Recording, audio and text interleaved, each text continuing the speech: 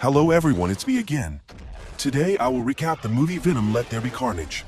In 1996, at the mental hospital, where the murderer Casati and a girl with a superpower of controlling sound were being held. After the lights went out, Casati said her cloth ring to her. Frances took it and put it on her hand, choking with emotion and saying that because her ability was getting stronger, she would soon be taken to a place that specialized in holding people like her. Casati was extremely frightened. The police took her away right in front of Casati's eyes. He could only scream helplessly. On the way, Frances used her ability to create terrible sound waves that caused the young police officer Patrick to bleed from his ear. She jumped up and wanted to grab his gun. Meanwhile, Patrick kicked Frances out of the car. Frances woke up in the hospital room with an injured eye, looking at the cloth ring still on her hand. Outside, a voice welcomed to the new home. A psychologist came to check on Frances. The food delivery staff also had to wear headphones before daring to enter.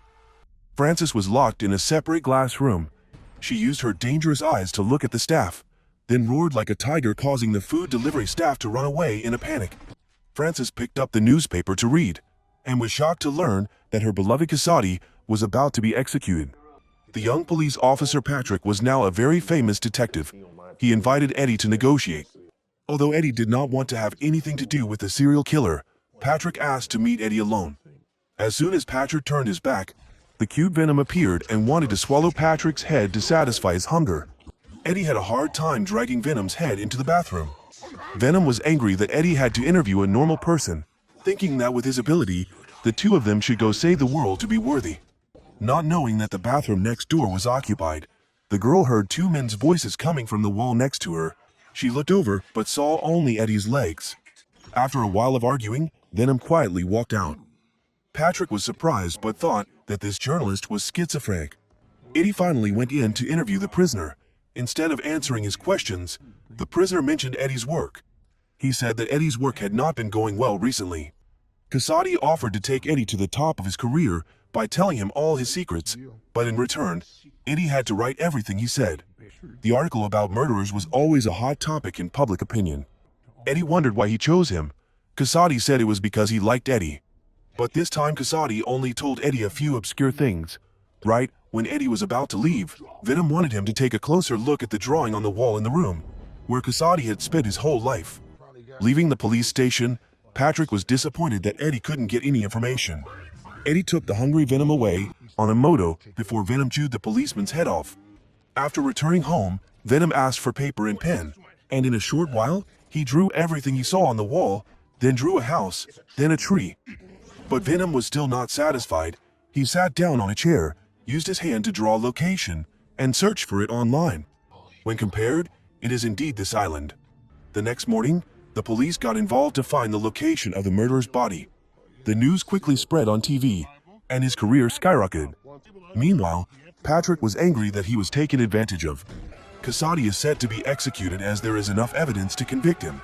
Frances, devastated by the knowledge that her lover was about to be executed, unleashed a powerful power in her prison cell. That night while Eddie was being honored, Venom suggested that they could join in solving the case. Eddie would be the savior and Venom would have a bad guy to chew on.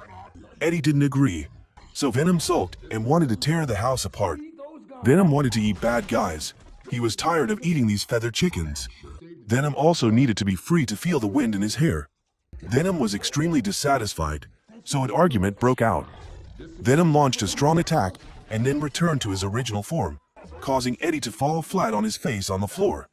Eddie painfully stood up and reminded of their agreement that Venom had to follow his rules if Venom was living on his side. The previous headless cases had not been solved yet. If they ate people again, both of them would be noticed by the FBI and might even be handcuffed to Area 51. When they couldn't fight back, Venom typed randomly on the computer, not letting Eddie work, so Eddie reluctantly indulged his best friend. Eddie went to Mrs. Chen's store to find some bad guys to eat to ease his hunger. But today they hadn't arrived yet. Venom suggested that he could eat Mrs. Chen temporarily. Of course Eddie didn't allow it, so Plan B was carried out: eat chicken or starve to death. Venom proved his strength by flying and jumping on buildings, playing happily, then discovered that there were bad guys below. The robber was trying to snatch a lady's handbag, but he was too weak and was punched several times by the lady. The robber wanted to run away, Venom jumped down and grabbed his leg and lifted him up. Just as Venom opened his mouth full of teeth to chew the robber's head, Eddie stopped him. Venom got bored, so he threw the robber into a nearby trash can, then climbed up to the roof and ran as fast as he could to find something else to eat. At this moment, Anne's phone called. Almost dropping the phone below, Venom quickly grabbed it and gave it to Eddie, and apologized for not replying to Eddie's text, because she still wanted to calm down from the previous incident, and took the initiative to ask him out to dinner. Eddie was overjoyed. Venom also told him to take this opportunity. The next night, Eddie dressed up nicely and went to their previous meeting place, and was still as beautiful as the day he lost her. Eddie hugged the beauty, thinking that everything would be better. Unexpectedly, he saw the engagement ring on her hand. It turned out that she had made an appointment with Eddie to announce that she was getting married to Dan, a kind doctor. At this time, Venom inside Eddie was even angrier. He kept cursing the doctor, seeing Eddie's strange expression, and asked if Venom was still living with him. But Eddie still lied that Venom was dead, and knew that Venom was still there. She even asked Venom to take care of Eddie for her. Eddie painfully congratulated Anne and left. He drove like crazy on the road. Anyway, with Venom here, he couldn't die even if he wanted to.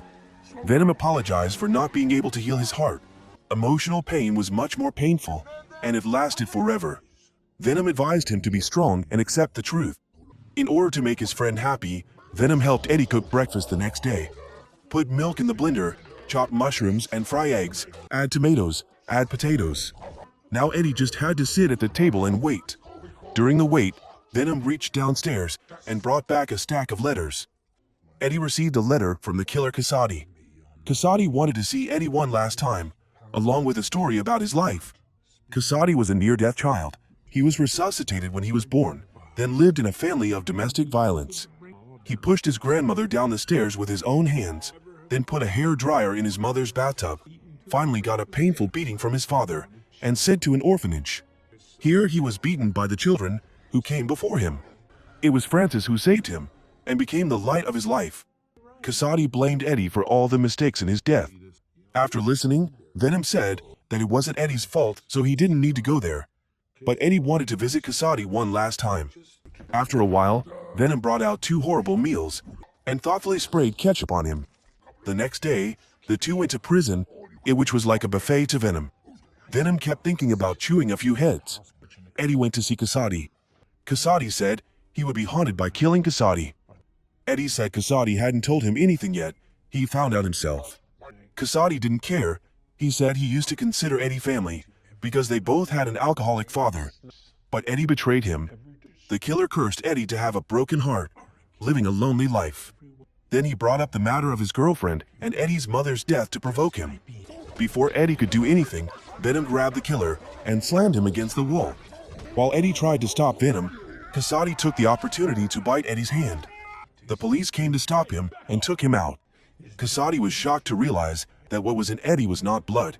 He pulled out a black liquid that seemed to be growing from his mouth.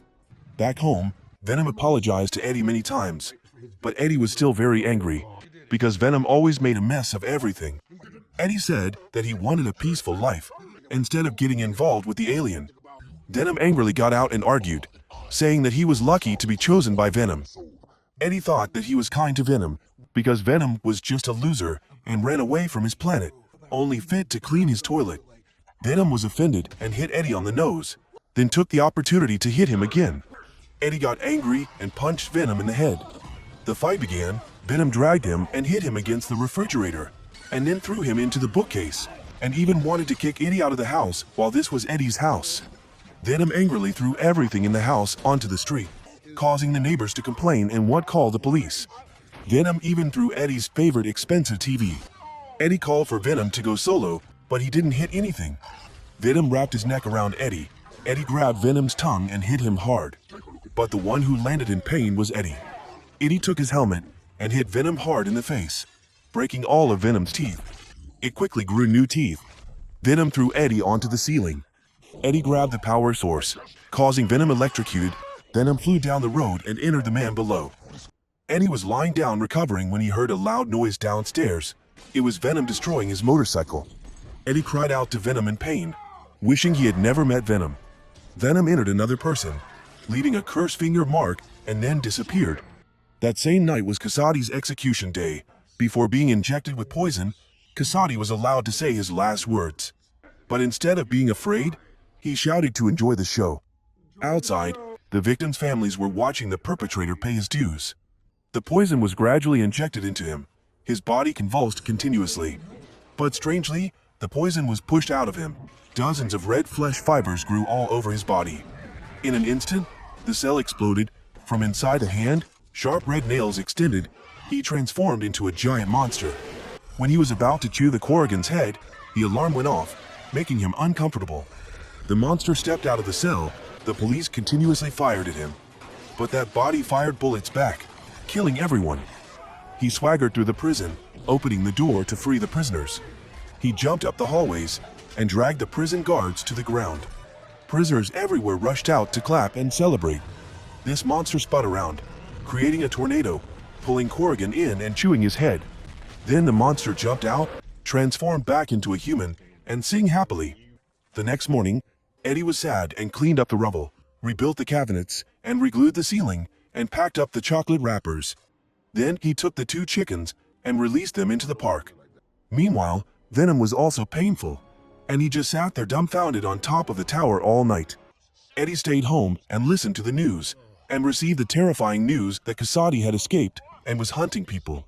At this time, someone knocked on the door outside, and he anxiously went out and saw Patrick. Patrick said he didn't know how Kasadi escaped, but Eddie was the last person to talk to him. So did Eddie know anything about Kasadi's escape plan? Eddie really didn't know anything. Only then did Patrick advise him to hide, because there was a high chance that Kasadi would come looking for him. Without Venom, Eddie was scared. He listened to his interviews and letters again, wanting to find some information in them. Venom was busy having fun. He criticized this drunk young man for being weak. Then he possessed a girl and revealed his true form. This was a costume party that made everyone see Venom as impressive, competing to hug him and take pictures together. Venom proudly broke out of his Eddie shell. Kasadi went into a small alley and killed someone quickly, then put on the victim's elegant clothes. He walked around the street. He saw a car he liked, jumped in and stole it. Kasadi looked in the mirror and saw the monster Carnage. Carnage said that if he could kill his creator, he could become invincible. Kasadi agreed, but first he needed to find something he had lost. Carnage said he would help. Seeing the white car next to him as an eyesore, Kasadi threw it into the river. At the nightclub, Venom put on a bracelet and went on stage, grabbed the microphone from a girl, and declared that Eddie was wrong. With this eloquent speech, he became an idol of the youth. Venom says, "Don't be cruel to aliens. We could all live together on this stone ball, becoming the people we want to be." But soon, the body ran out of energy and fell into a corner. Venom wished Eddie could see himself respected by everyone. At the same time, Eddie was groping his way to the abandoned orphanage. He found the tree he saw in the drawing. It was written that Kasadi loved Francis. He immediately called Patrick, saying that finding someone named Francis might help him find where Kasadi would go. But Patrick said she was dead, and that he had shot her himself. Now thinking back to that night, his ears still hurt. Kasadi drove to the store, without saying anything, beat the employee to death, and asked Carnage to search Google for his lover's location. Meanwhile, the doctor came to tease Francis, telling her that Kasadi was causing chaos in the city, but it would be a long time before he could find this place. Unexpectedly, the message on the pager now appeared, "I'm right here." She looked at Kasadi standing inside in horror. He stretched out his tentacles and strangled her to death. Francis was happy to see her lover again. He introduced her to his friend Carnage. Francis was not afraid at all. Looking at the dozens of red tentacles that had just reached out, she felt that her lover was really cool and hot. As soon as the glass cage was crushed by Carnage, the guards and doctors outside ran in. He transformed into Carnage hiding on the ceiling, spread out his tentacles to kill everyone, then easily broke the roof and rushed out. Kasadi understood the psychology of choosing the car that his lover loved the most. Francis happily drove backwards, turned the wheel sharply and leave. Carnage wrapped around the car and pulled all three into space. Francis gave her lover a kiss of encouragement. Then Kasadi merged with Carnage. He used his tentacles to pull each police car up and smash it. He also had an arsenal of weapons that cut iron like mud. Helicopters also flew over and continuously fired at him. Carnage took the car to block the bullets. Francis got mad and screamed loudly. The sound shattered the glass door. Carnage was also affected and returned to Kasadi's original form. The whole car fell down. Kasadi told her that Carnage's weakness was sound. Kasadi drove out the gate. He pulled down the helicopter, causing an explosion, and ran away. On this side, Venom had trouble with the host and went to the store to ask for help from Mrs. Chin and fell down. Mrs. Chin went to hug him. The police received the report and went to the place where Francis was being held. Everyone was screaming in panic that there was a monster. The laboratory was destroyed. Patrick immediately called Eddie to investigate. He asked why Kasadi invited him to watch his execution, and he found out a bunch of strange information, like the Life Foundation's rocket exploding.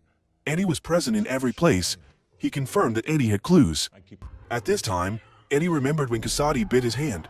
So he was the one who caused this. He had to take responsibility. So he asked to call his ex-girlfriend, and immediately went there with her fiancé, and he told her that he was in trouble, and tell him to just tell the police. But that was impossible for Eddie, and thought that Venom was still inside Eddie, so she wanted to talk to him. At this point, Eddie had to admit that Venom was no longer here, and he asked her to find Venom for him, and went to Mrs. Chen's house because there was chocolate Venom-like to eat.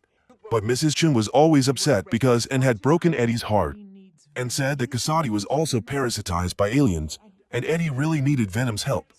Mrs. Chen got angry, said that Eddie said he didn't need Venom because of this sulking, and quickly realized that this was Venom. He immediately showed his two characteristic eyes, but still acted spoiled and refused to go back. Until and used her trick to praise him as a hot hero, Venom immediately agreed. After the couple of saboteurs were freed and happily walked out of the fire, they decided to have a wedding party with Eddie's flesh and Venom's body, and brought Venom to Eddie. Venom immediately rushed out with Eddie. When the police arrived, they only saw a huge hole in the wall. Outside, Venom was sulking with Eddie, forcing him to apologize and beg Venom. Venom refused to forgive him when Eddie spoke softly, and asked him why he yelled at me when Eddie spoke loudly. Finally, with Anne's guidance, Eddie confessed his mistakes and apologized sincerely. After a moment of thinking, Venom jumped in to hug Eddie. Eddie wanted to kiss her, but was rejected by Anne. Eddie told the Anne and Dan to leave immediately, and guide them use fire and sound against the monsters, then took it out on Dan twice on Anne's behalf. Patrick goes looking for Eddie, but unfortunately meets Kasadi. He pulled out his gun, but Kasadi immediately turned into Carnage. No matter how many bullets he fired, it was useless. Patrick was captured by him.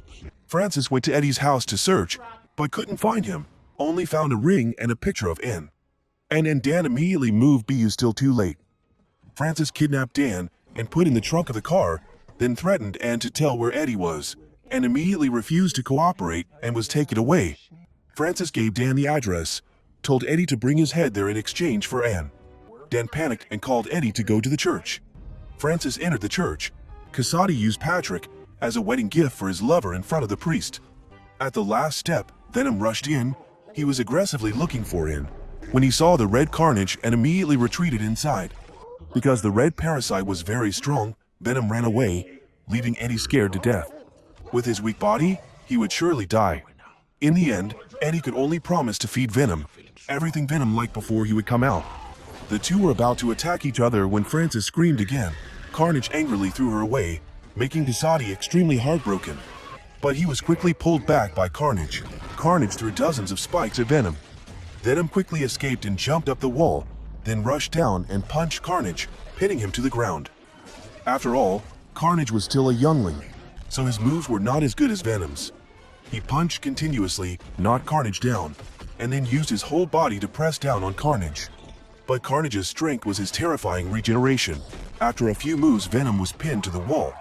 Francis came to kill Patrick, but Carnage told her not to scream too loudly. Patrick took this opportunity to immediately escape and call his teammates, but was quickly chased upstairs by Francis. Down here, Venom had just escaped and was captured again, watching Carnage eat the priest before his helplessness. After a while, Venom kicked him away. From above, Dan poured oil and lit a fire. Francis was about to gouge Patrick's eyes out when she heard Carnage's scream and rush out. Dan ran quickly, but was still caught by Carnage, almost becoming food in his stomach.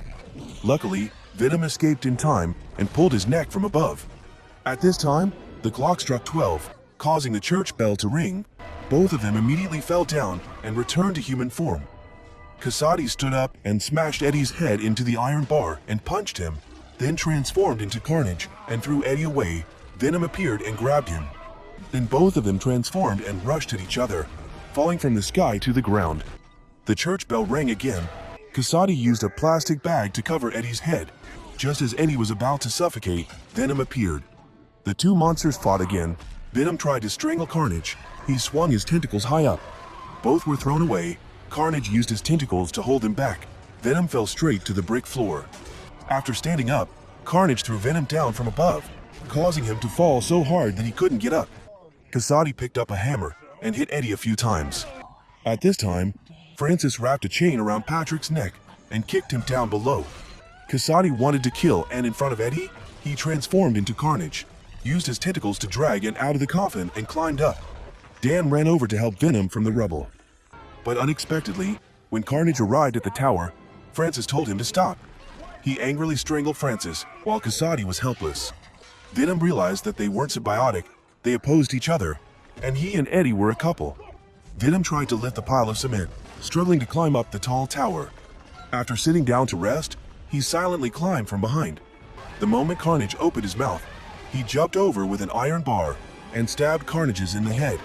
Carnage let go of and in pain. Venom flew down to hell but was ambushed by the other guy behind, cutting off Venom's legs and then stabbed Venom in the back. He pushing both of them down the clock tower. Venom clung inside, brought in down. Dan caught her. Then Venom climbed up and was stabbed many times. He couldn't bear it and fell to the floor. At this time, Frances wasn't dead yet. She got up from behind, and when saw her about to scream, Venom pushed she to the ground. While falling, Frances screamed loudly in hatred, causing the entire tower to explode. The bell also fell and crushed her to death. Outside, Venom landed safely with the help of Anne and Dan. On the contrary, Carnage falls down and turns into a pile of meat. Before he could crawl to Casati, Venom pulled him up and chewed him up. Venom walked up and grabbed the killer's neck. He said he only wanted one thing. Eddie asked what he wanted. He said he wanted to be friends with Eddie. Eddie could only apologize. Venom then had a sumptuous dinner as he wished. The police were coming outside. The three of them fled the scene. Eddie said goodbye to Anne, and this time he sincerely blessed her and Dan. At this time on the roof, Patrick was not dead. His eyes changed color, and he muttered, "Monster." Eddie went to the park where the two chickens were released. He thought the two of them should start their days of running away together. The first place was to watch the sunset on a strange beach.